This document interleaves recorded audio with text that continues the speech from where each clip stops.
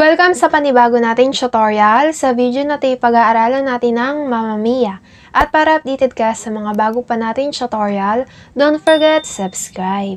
Okay, simulan na natin. Ang mga chords na gagamitin natin ay D, G, D, og, at A. Pagdating sa D, first string ay 2nd fret, second string ay 3rd fret, and 3rd string ay 2nd fret. Next ay G. First string at 2nd string ay 3rd fret, 5th string ay 2nd fret, and 6th string ay 3rd fret. Next ay D, og. First string ay 2nd fret, and then 2nd string at 3rd string ay 3rd fret. Next ay A. Second string, 3rd string, at 4th string ay 2nd fret. Pagdating naman sa strumming pattern, ang gagamitin natin ay down, down, up, down, up. Ulit, down, down, up, down, up.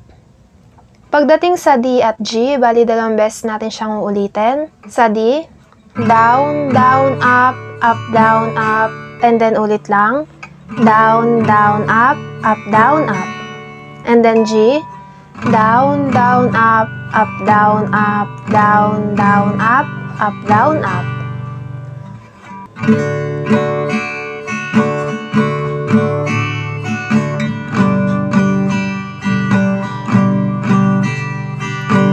Down, down, up, down, down, down, up, down, down, down, up, down, down, down, up, down, up. And then, pagdating naman sa D, D, og, G, at A, isang beses na lang mauulit yung strumming pattern. Sa D, down, down, up, down, up, and then D, og, down, down, up, down, up, balik lang sa D.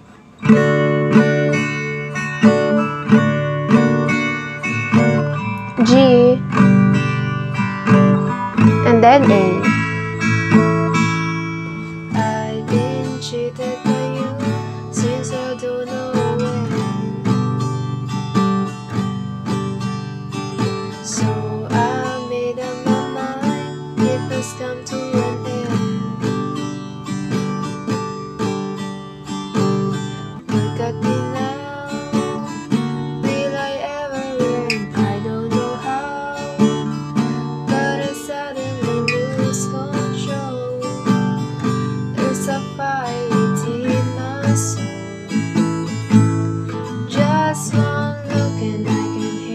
Okay, yan po ang verse natin. And then, pagdating naman sa pre-chorus, ang mga chords na gagamitin natin ay G, D, at A.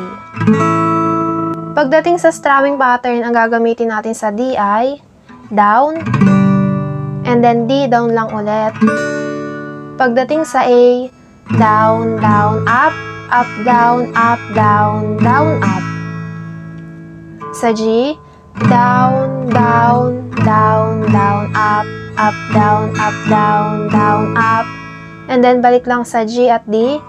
Down, down, and then A ulit. Down, down, up, down, down, down, up, down, up.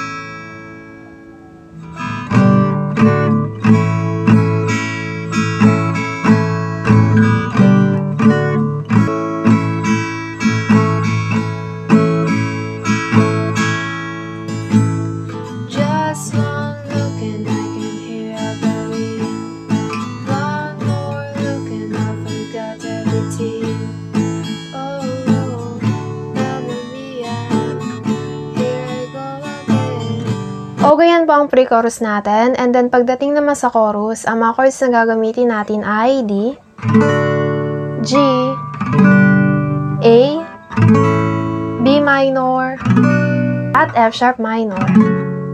Pagdating sa B minor, index finger ay sa 5th string hanggang 1st string ng 2nd fret, and then 2nd string ay 3rd fret, 3rd string at 4th string ay 4th fret.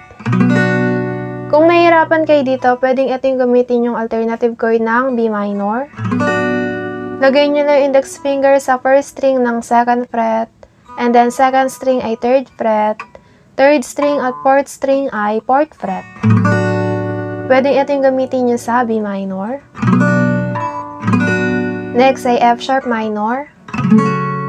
Index finger ay sa second fret. And then fourth string at fifth string ay fourth fret. Kung nahihirapan din kayo dito, pwedeng ito yung gamitin nyo sa F sharp minor. First string, second string at third string ay second fret. And fourth string ay fourth fret. And then strum nyo lang siya magmula sa fourth string hanggang first string. Pwedeng ito yung gamitin nyo sa F sharp minor. Pagdating naman sa strumming pattern, ang gagamitin natin ay down, down, up, down, up. Ganun pa rin po. Sa D, down, down, up, down, up. Ulit lang. Down, down, up, down, up.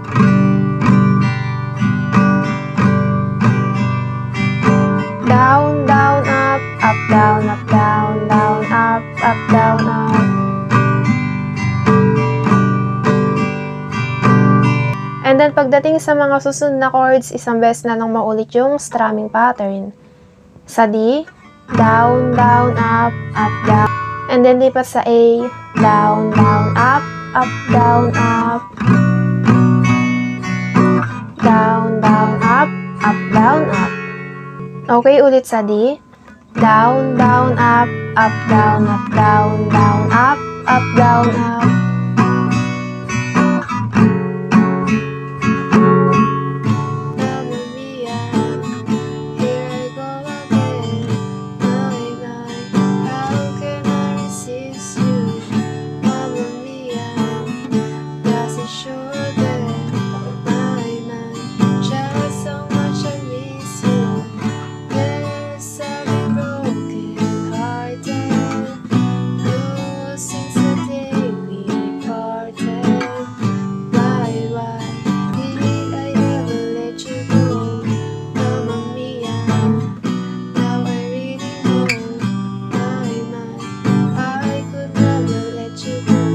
Okay, yan po ang chorus natin. Pagkatapos niyan, balik verse lang ulit. Same chords at strumming pattern pa rin po, kagaya lang ng pinag-aralan natin kanina. At dito na po nagtatapos ang ating tutorial. Sana po ay may natutunan kayo. At kung nahihirapan naman po kayo, ay practice lang at makukuha nyo rin yan. Abangan nyo na lang ulit ang susunod nating tutorial.